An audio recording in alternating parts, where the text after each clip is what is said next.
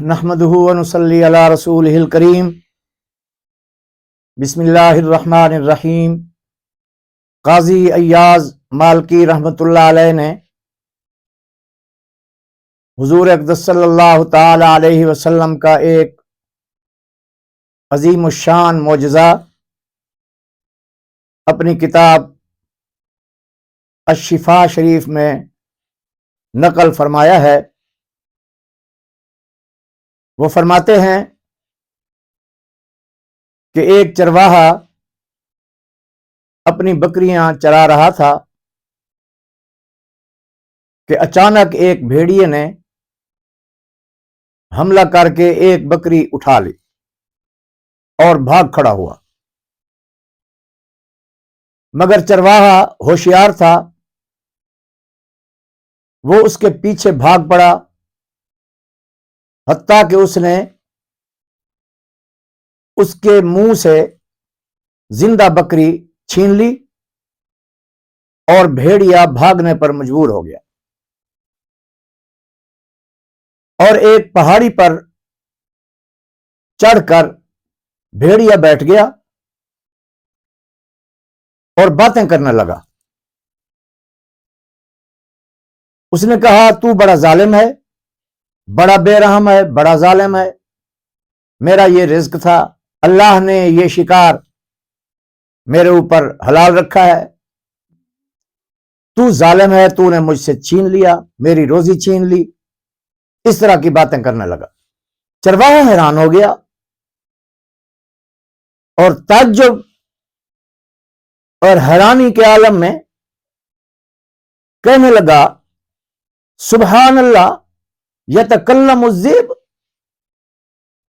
اللہ تو پاک ہے، یہ بھیڑیا باتیں کرتا ہے۔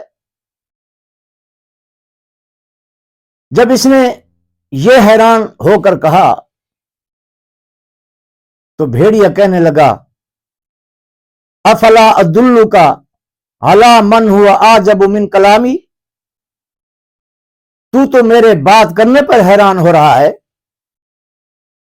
میں تمہیں اس سے زیادہ حیران کرنے والی بات نہ بتاؤں؟ تو کہتا ہے کہ بھیڑیا باتیں کرتا ہے، تو اس پہ حیران ہے، میں اس سے زیادہ حیران کرنے والی بات تمہیں بتاتا ہوں۔ جاؤ مکے میں دیکھو، اللہ کا آخری نبی ظاہر ہو چکے ہیں اور وہ جو کچھ گزر چکا ہے وہ بھی بتا رہے ہیں اور جو کچھ آنے والا ہے وہ بھی سب بتا رہے ہیں، جاؤ جا کر دیکھ کے آؤ۔ وہ حیران ہو گیا اور کہنے لگا،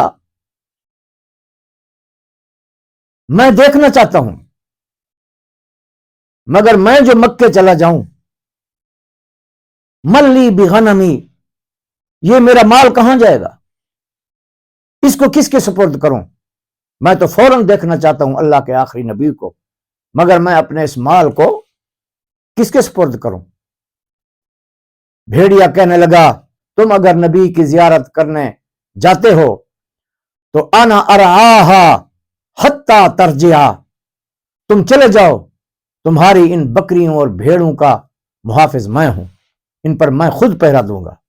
جب اس نے یہ ذمہ داری اٹھائی تو یہ وہاں سے چل پڑا، حضور اقدس صلی اللہ علیہ وسلم کی بارگاہ میں حاضر ہوا اور حضور صلی اللہ علیہ وسلم کو یہ سارا ماجرا سنایا اور کلمہ پڑھا، نبی علیہ السلام کے ہاتھ مبارک پر بیعت کی، حضور کی غلامی میں داخل ہوا۔